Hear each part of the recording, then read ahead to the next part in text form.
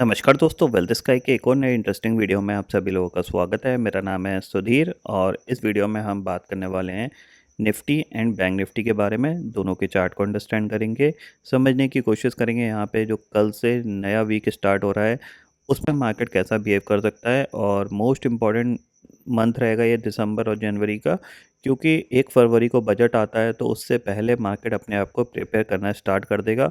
Most probably आपको 15 दिसंबर के बाद एक मार्केट में एक अजीबोगरीब मोमेंटम देखने को मिलेगा, either upside either down side, यानी बोथ साइड आपको एक बड़ी रेंज यहाँ पे मार्केट में देखने को मिलेगी। तो थोड़ा सा आप उस पॉइंट ऑफ व्यू से भी अंडरस्टैंड करने की कोशिश करिएगा, ठीक है। वीडियो को स्टार्ट करते हैं और यहाँ पे सबसे पहले ग्लोबल मार्केट को देखते हैं कि ग्लोबल मार्केट में ओवर द नाइट फ्राइडे का ट्रेडिंग सेशन कैसा रहा।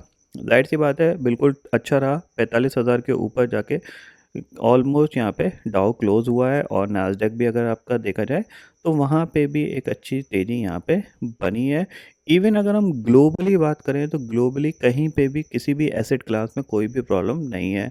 बिटकॉइन भी ऑलमोस्ट अपने लाइफ टाइम हाई के आसपास ट्रेड कर रहा है।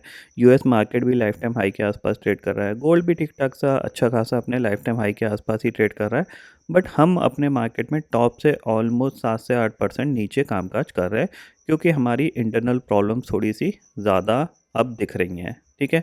जिसमें कि F I I's continue sell कर रहे हैं। अगर हम उनके फिगर्स देखें यहाँ पे तो F I I's continue sell कर रहे हैं। कुछ एक आध दिन में उनके बाइंग फिगर आता है, बट उसके बाद वो पूरा एग्रेसिव होके जैसे ही उनको ऊपर के लेवल पे सेलिंग करने का मौका मिलता है वो वहाँ पे बेच के चले जाते हैं। जैसा कि आप देख रहे हो यहाँ पे, अगर हम यहाँ पे देखें तो आपको देखने को मिलेगा करीब करीब यहाँ पे उन्होंने नवंबर में भी सेल किया हुआ है, अक्टूबर में भी यहाँ पे सेल किया हुआ है, ठीक है।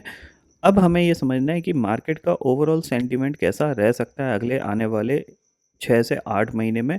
उसके पॉइंट ऑफ व्यू से अगर आप देखो तो यहाँ पे जो निफ्टी की जो पूरी रेंज है, अगर मैं यहाँ पे बात करूँ, जो पूरी रेंज होगी वो आपकी होगी करीब करीब यहाँ से, इस पॉइंट से लेके यानी 23,000 से लेके जो पूरी रेंज है वो करीब करीब आपकी होगी अराउंड, आप इस गैप तक मान के चल सकते हो 25,750 तक, ठीक है। ये अगले 3 से 4 महीने की रेंज होने वाली है, ठीक है। आप बीच में कहीं ट्रेड कर रहे हो, थोड़ा सा सेंटर 24,500 के आसपास आता है, बट फिर भी हम इसको मान के चल सकते हैं कि आप बीच में कहीं ट्रेड कर रहे हो। तो हमारे पास दोनों जगह जगह है। ऐसा नहीं है कि निफ्टी यहाँ तक नहीं जा सकता, आपको 25,000 भी निफ्टी दिखा सकता है अगले 1 से 2 महीने में। ये पॉइंट आपको ध्यान में रखना है, क्योंकि कोई ज़्यादा बड़ा मूवमेंट नहीं है। हाँ, 25,200-300 के ऊपर ये क्लोज देने में बहुत ज़्यादा प्रॉब्लम करेगा, बट हाँ 25,000 ये दिखा सकता है। और नीचे अगर आप देखना चाहो तो करीब करीब 22,800 आपको ये दिखा सकता है, जो कि ये एक इम्पॉर्टेंट लेवल है, ठीक है। तो ये पूरी रेंज है इस पर्टिकुलर आने वाले 3 से 4 महीने की, ठीक है। अब हम चलते हैं कि कल क्या हो सकता है और कल के जो वीक होगा उसमें आपको कैसा प्लान करके चलना है। तो देखो, सबसे पहले हम चलते हैं मंथली ऑप्शन में, और मंथली ऑप्शन 26 दिसंबर की यहाँ पे एक्सपायरी है निफ्टी की, ठीक है। अगर आप यहाँ पे देखोगे तो हाईएस्ट ओपन इंटरेस्ट किस लेवल पे बना हुआ है, अगर आप थोड़ा सा फोकस करोगे, वो बना हुआ है 25,000 की कॉल पे, जो कि 46 लाख का ओपन इंटरेस्ट दिख रहा है, ठीक है। वहीं अगर हम हाईएस्ट पुट राइटिंग की बात करें, वो अराउंड हमें जो दिख रही है वो करीब करीब आपको, एक तो 50 लाख का ओपन इंटरेस्ट 23,000 की पुट पे है, ठीक है। इसके ऊपर चलते हैं तो 54 लाख का ओपन इंटरेस्ट 24,000 की फुट पे है, ठीक है। इवन 24,000 की कॉल पे भी करीब करीब 34 लाख का ओपन इंटरेस्ट दिख रहा है। इसका मतलब क्या है? इसका मतलब ये है कि जब आप इस फिगर को टोटल करोगे, ठीक है, तो आपको एक रेंज दिखाई देगी। वो रेंज क्या है? करीब करीब 218 पॉइंट की पुट है और 24,000 की जो कॉल है वो है 530 की। टोटल करोगे तो अराउंड आपका जो फिगर आएगा वो आएगा 750 करेंट विक्स पे, ठीक है। 750 का मतलब क्या हो गया कि नीचे आपको जो सपोर्ट एरिया मिलेगा वो आपको कहाँ मिलेगा? 23,300 पे, ठीक है। और रेजिस्टेंस एरिया जो मिलेगा वो आपको मिलेगा 24,700 पे, ठीक है। तो इस मंथ की पूरी रेंज आपको इस तरीके से आइडेंटिफाई आपने कर ली है करंट क्लोजिंग के हिसाब से, ठीक है। इसका मतलब ये होगा कि जब भी निफ्टी 23,300 या 400 के जोन पे मिलेगा, हम वहाँ पे उसको बाय करने की कोशिश करेंगे। जब भी निफ्टी हमें 24,700 800 के जोन में मिलेगा, हम वहाँ पे सेल करने की कोशिश करेंगे, ठीक है। बिकॉज ये मंथली ऑप्शन चेन डाटा है, तो हम जब भी 23,300-400 के ज़ोन में जाएगा तो हम पोज़िशनल वहाँ पे बनाने की कोशिश करेंगे 2-3 दिन के पॉइंट ऑफ व्यू से।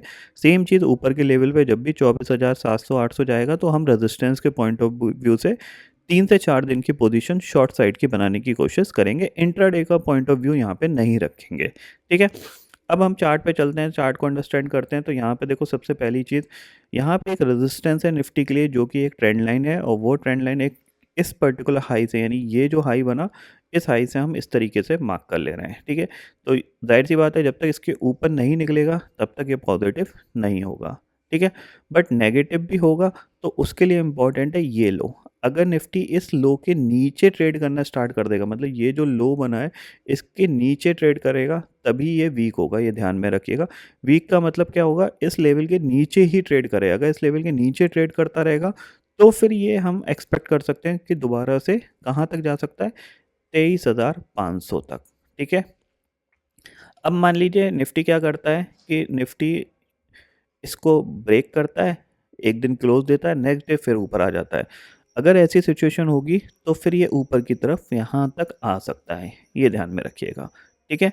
अब यहाँ पे हम शॉर्टर टाइम फ्रेम में चलते हैं और कल क्या कर सकते हैं हम उसको अंडरस्टैंड करते हैं। तो देखो सिंपल सी चीज़ है, अगर आप थोड़ा सा देखोगे तो मैंने आपको नीचे ये आपको सपोर्ट पॉइंट दिखाया है, ऊपर ये रेजिस्टेंस पॉइंट दिखाया है, और अभी आप यहाँ ट्रेड कर रहे हो। तो यहाँ ट्रेड कर रहे हो तो जाहिर सी बात है आपका सेंटर है, तो सेंटर में आप कोई भी डायरेक्शन प्रिडिक्ट नहीं कर सकते। ये ऊपर भी जा सकता है और ये नीचे भी जा सकता है। तो हमारा यहाँ पे व्यू क्या रहेगा, अगर ये नीचे आएगा, यहाँ से कोई ऊपर से ये नीचे आया, थोड़ा सा भी कोई भी पॉजिटिव प्राइस एक्शन बनाएगा तो हम इसको बाय करेंगे, टारगेट हम लेके चलेंगे ये पर्टिकुलर ट्रेंड लाइन का, यानी 24,250 का, ठीक है? सेम चीज़ अगर ये ऊपर की तरफ जाता है और यहाँ पे कोई नेगेटिव प्राइस एक्शन बनाता है तो हम इसको सेल करेंगे, टारगेट हम नीचे लेके चल सकते हैं 24,000 और 23,950 का, ठीक है? इतना तो आपको समझ में आ गया, यानी सेंटर पे हम कुछ नहीं करेंगे, ठीक है? या तो हम रेजिस्टेंस के पास आ जाएं या फिर हम सपोर्ट के पास आ जाएं, तभी हम कोई ट्रेड प्लान करेंगे। सेंटर पे हम कोई ट्रेड प्लान नहीं करेंगे। ये निफ्टी का व्यू है, ठीक है? वहीं अगर हम बैंक निफ्टी का व्यू देखें तो बैंक निफ्टी अब आपको क्या दिखेगा, बैंक निफ्टी एक पर्टिकुलर रेंज के अंदर है।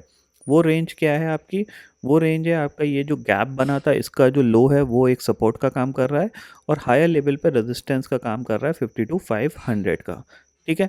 तो इसका मतलब क्या है, इसका मतलब ये है कि इसने अपने नीचे वाले सपोर्ट को अभी तक सिर्फ 3 बार टेस्ट किया है, वो भी एक ही दिन के अंदर, ठीक है?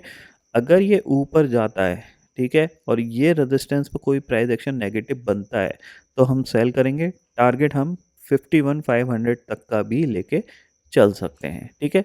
क्योंकि ये इमीडिएट बेसिस पे इस गैप को फिल कर देगा। थोड़ा सा मेरे को मुश्किल लग रहा है क्योंकि यहाँ पे क्या है, मल्टीपल सपोर्ट्स बीच में इसको मिलते रहेंगे, तो ये बार बार ऊपर की तरफ व्यू दिखाता रहेगा, यानी आपका ऊपर पुल बैक दिखाता रहेगा। दूसरी चीज़ है, अब एक्सपायरी ख़त्म हो गई है तो मार्केट ज़्यादातर टाइम क्या है कि 3-4 दिन रेंज बाउंड रहा करेगा, फिर एक दिन बड़ा मूवमेंट किया करेगा, यानी अब जो मूवमेंट आएगा वो बड़ा आएगा, ठीक है ना? कंटिन्यूअस बेसिस पे बड़ा मूवमेंट आएगा और रेंज भी मार्केट की थोड़ी-सी बड़ी दिखेगी, क्योंकि जो प्रीमियम है वो हाई है और वो डाइल्यूट तभी होंगे जब थोड़ी-सी वॉलेटिलिटी ज़्यादा होगी, यानी ऊपर जाए, नीचे जाए।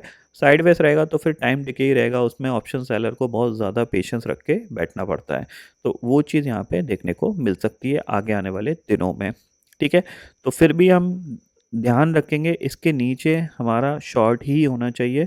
क्यों? क्योंकि हमारे पास ये गैप है और इस गैप की जो वैल्यू है अराउंड 500 पॉइंट्स की है। इन 500 पॉइंट में से एटलीस्ट हमें 200 से 300 पॉइंट मिल जाए तो हमारा काम बन सकता है, ठीक है? सबसे अच्छा व्यू यही बनेगा कि ये यहाँ से धीरे-धीरे रिकवर करे, ऊपर जाए, ऊपर से फिर ये जब सेलिंग के लिए नीचे आएगा तो एक अच्छा यहाँ पे सेलिंग का पॉइंट ऑफ व्यू बन सकता है और फिर एक अच्छा प्रॉफिट हमें देखने को मिल सकता है। सेम चीज़ है यहाँ पे कि इस पर्टिकुलर चैनल के अंदर आपको अलर्ट होके काम करना है। इसके अंदर आप एग्रेसिव पोजीशन मत बनाइएगा। एग्रेसिव पोजीशन आप इस चैनल के बाहर ही बनाइएगा। नीचे ऊपर, ऊपर के लिए बाइंग के लिए फ़िलहाल तो कुछ है नहीं, सही बताऊँ तो मैं। क्योंकि बाइंग के लिए क्या है कि एफआईआई सेलिंग कर रहे हैं तो ऊपर का लेवल जैसे ही आएगा एफआईआई तुरंत भेज देंगे। जैसे कि आप यहाँ पे देख रहे हो, ऊपर गया, एफआईआई ने तुरंत सेलिंग कर दी 11,000 करोड़ की। तो ऊपर बाइंग में मेरा कुछ ज़्यादा इंटरेस्टेड नहीं है।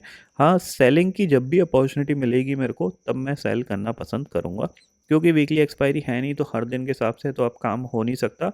तो जब अपॉर्चुनिटीज़ मिलेंगी तभी यहाँ पे काम करने का मौका मिलेगा। ठीक है। तो यहाँ पे निफ्टी हो गया, बैंक निफ्टी हो गया, दोनों मैंने आपको समझा दिया है, ग्लोबल मार्केट आपको समझा दिए हैं। इस तरीके से आप प्लान कर सकते हो कल का ट्रेडिंग सेशन, और आगे आने वाले 2 से 3 ट्रेडिंग सेशन तक ये एनालिसिस वैलिड रहेगी। ठीक है। तो आई होप दोस्तों ये पर्टिकुलर डाटा आपको समझ में आ गया होगा। दोस्तों फिलहाल इस वीडियो में इतना ही है। आई होप ये वीडियो आपको पसंद आएगा। वीडियो पसंद आता तो लाइक और शेयर ज़रूर करिएगा, और चैनल को जो सब्सक्राइब कर लीजिए, क्योंकि मैं सुधीर लेके आता रहूँगा हर दिन आपके लिए नए नए वीडियो। इसी के साथ शुक्रिया दोस्तों। जय हिंद।